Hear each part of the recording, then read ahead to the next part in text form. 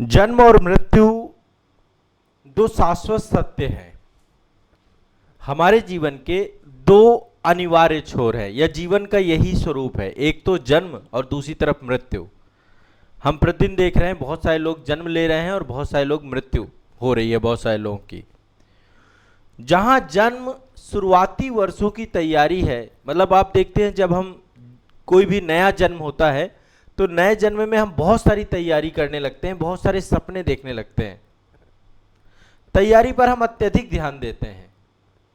लेकिन जब जीवन का अंतिम पड़ाव आता है, अंतिम चरण आता है, उसकी हमारी कोई स्पष्ट योजना नहीं होती, जिसको हम मृत्यु कहते हैं। और मृत्यु सबसे बड़ा शाश्वत सत्य है। भगवान बुद्ध ने जब जीवन में 4 घटनाएं देखी तो उसके बाद उन्होंने गृह त्याग कर दिया और बौद्ध धर्म की नींव पड़ी। महात्मा बुद्ध ने मृत्यु को समझा कि मृत्यु एक शाश्वत सत्य है। हमारे जो धार्मिक ग्रंथ हैं, गीता वगैरह, उसमें भी मृत्यु के बारे में बताया गया है। अब आप समझिए कि मृत्यु के बारे में हम कभी कोई योजना क्यों नहीं बनाते। उसके पीछे का कारण है अनिश्चितता।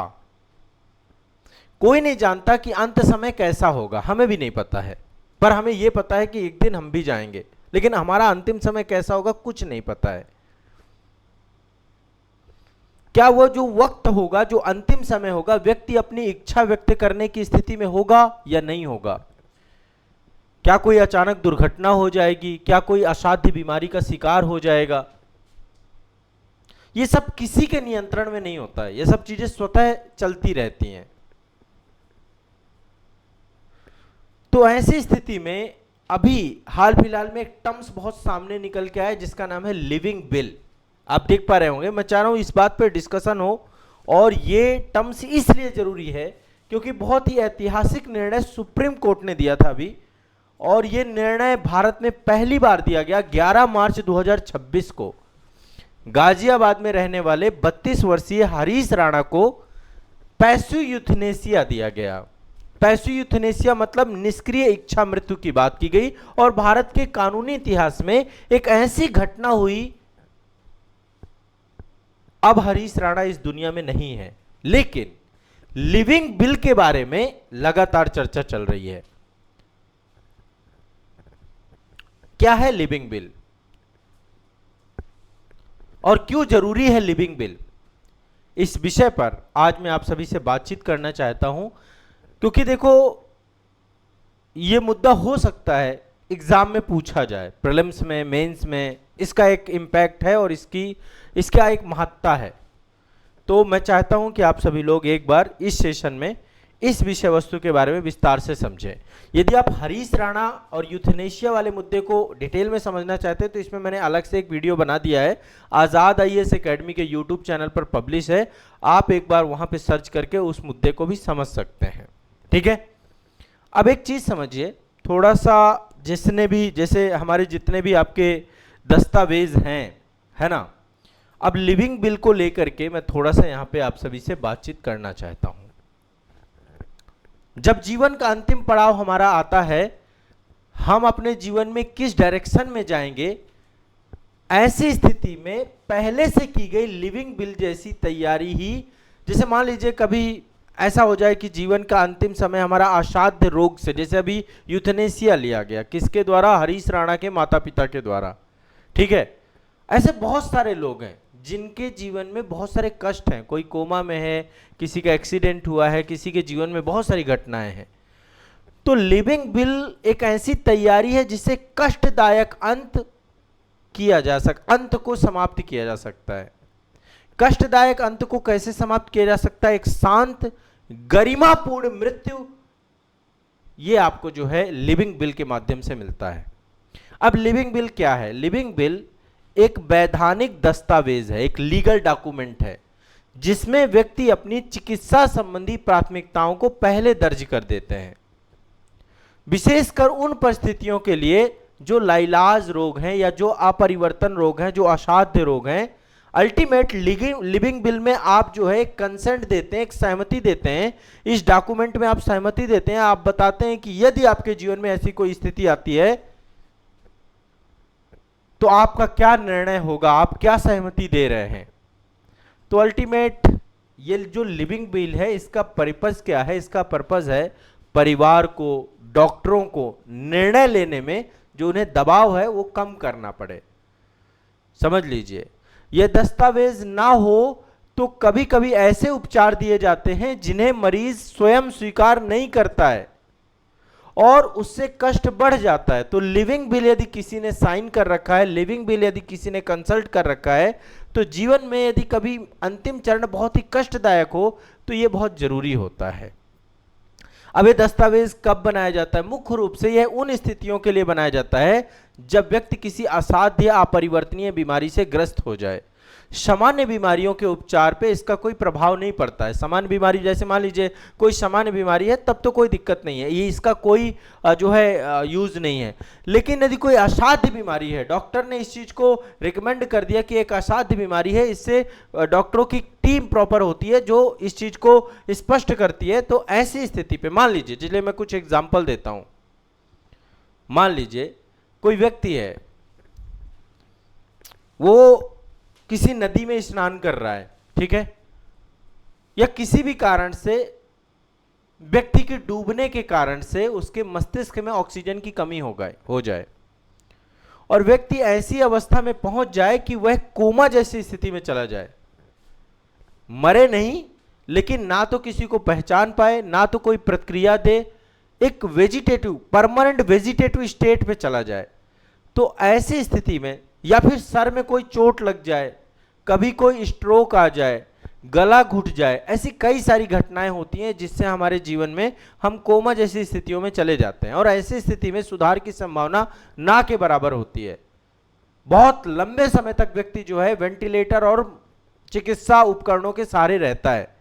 जैसे कैंसर जैसा असाध्य रोग हो गया आपका, कैंसर में कई बार ऐसी स्थिति होती है कि कोई उपचार नहीं बचता, उपचार का कोई लाभ ही नहीं मिलता है, व्यक्ति आईसीयू में पड़ा रहता है, लगातार बस दवाओं और मशीनों के सहारे, जीवन रक्षक मशीनों के सहारे जी रहा होता है। तो ऐसे में कहीं ना कहीं पे जो है, जैसे आपने एक टर्म्स और सुना होगा, वेजिटेटिव स्टेट।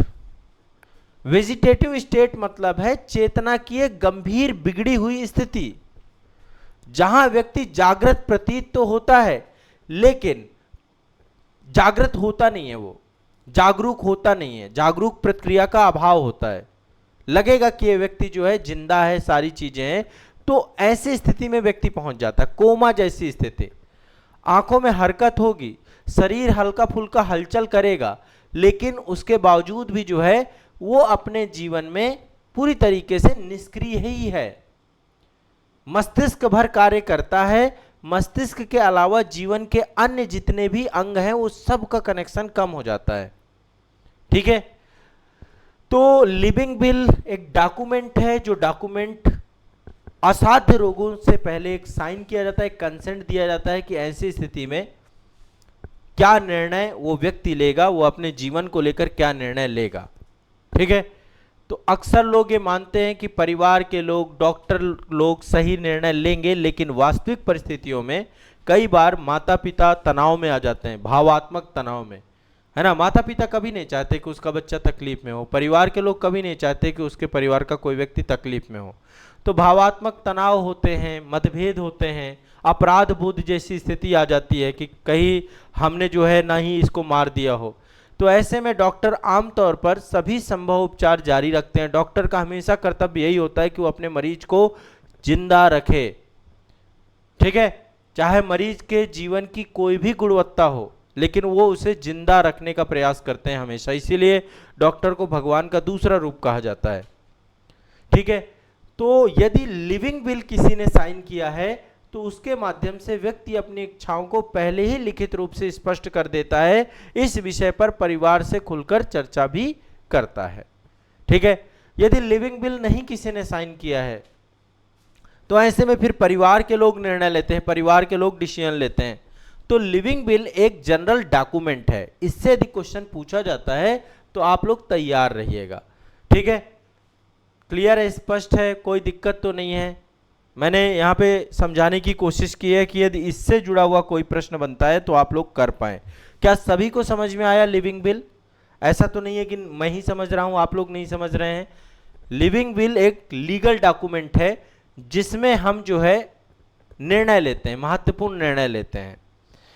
ठीक है, व्यक्ति असाध्य बीमारियों में व्यक्ति पहले ही लिखित रूप में स्पष्ट कर देता है कि उसके साथ क्या होना चाहिए, क्योंकि जब असाध्य बीमारियां होती हैं तो कभी कभी ऐसे उपचार दिए जाते हैं कि मरीज की इच्छा के विरुद्ध होते हैं। जैसे फीडिंग ट्यूब लगा दी जाती है, उसी से वो भोजन जाता रहता है उसके शरीर में। व्यक्ति वर्षों तक निष्क्रिय अवस्था में जीवित रह सकता है फीडिंग ट्यूब से, सारे पोषण वहां से पहुंचते रहते हैं शरीर में।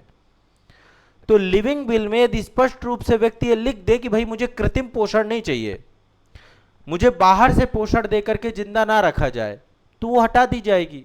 वेंटिलेटर में ना रखा जाए, हटा दी जाएगी। ठीक है, अब इसको लेकर के सुप्रीम कोर्ट के कई सारे गाइडलाइन हैं, जैसे कि 2008 में कॉमन कॉज एक जो है एनजीओ है, कॉमन कॉज के नाम से भारत के सर्वोच्च न्यायालय ने लिविंग विल को लेकर के डायरेक्शंस दिए थे, कानूनी मान्यता प्रदान की थी कि ये लीगलाइज्ड है, ये होना चाहिए। अभी जो हरीश राणा का मामला था उसमें न्यायालय ने कृत्रिम पोषण जो फीडिंग ट्यूब थी उसको हटाने की बात कर दी कि भाई इसे बंद कर दीजिए, वेंटिलेटर से हटा दीजिए। ठीक है, आरामदायक देखभाल करिए और जो प्राकृतिक मृत्यु है वही, तो उसी को हम जो है पैसिव यूथेनेसिया के तौर पे हम जानते हैं। ठीक है, तो लिविंग विल का मतलब एक बार और समझिएगा। लिविंग विल का मतलब ये नहीं है कि जीवन रक्षक उपकरणों से हम अपनी जरूरतों को इनकार कर रहे हैं। लिविंग विल का मतलब है कि कोई सामान्य बीमारी होती है, कोई सर्जरी की स्थिति आती है, कोई अन्य उपचार होते हैं, उसमें इसका कोई प्रभाव नहीं पड़ता है। ठीक है, लिविंग विल केवल उन परिस्थितियों में लागू होती है जहां सुधार की कोई संभावना नहीं है, कोई असाध्य रोग है, कोई लाइलाज रोग है, केवल उन परिस्थितियों में ही लिविंग विल का जो है उदाहरण है।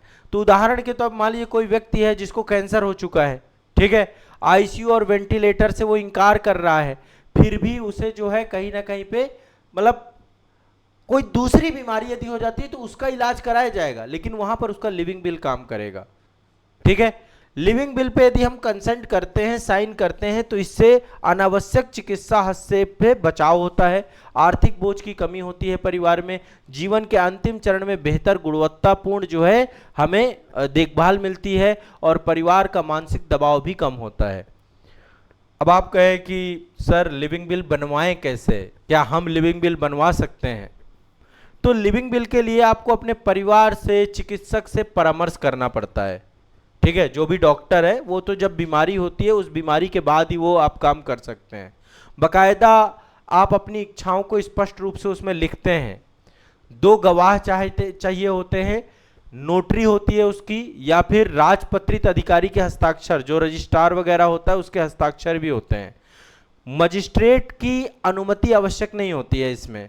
ठीक है, क्या हमें लिविंग विल बनवाना चाहिए? लिविंग विल आप समझिए, एक बात समझिए, दुर्घटना या अचानक होने वाली गंभीर घटनाएं किसी के साथ भी हो सकती हैं, इसलिए लिविंग विल हमें बनवाना चाहिए। समय के साथ इसमें संशोधन भी किया जा सकता है लिविंग विल के साथ। तो लिविंग विल एक ऐसा माध्यम है जो उस समय व्यक्ति की इच्छाओं को व्यक्त करता है जब वह स्वयं ऐसा करने में असमर्थ होता है। जब आप कोमा में पड़े कहां निर्णय ले सकते हैं, तो उस समय के निर्णय को आप पहले ही ले लेते हैं उस डॉक्यूमेंट के माध्यम से।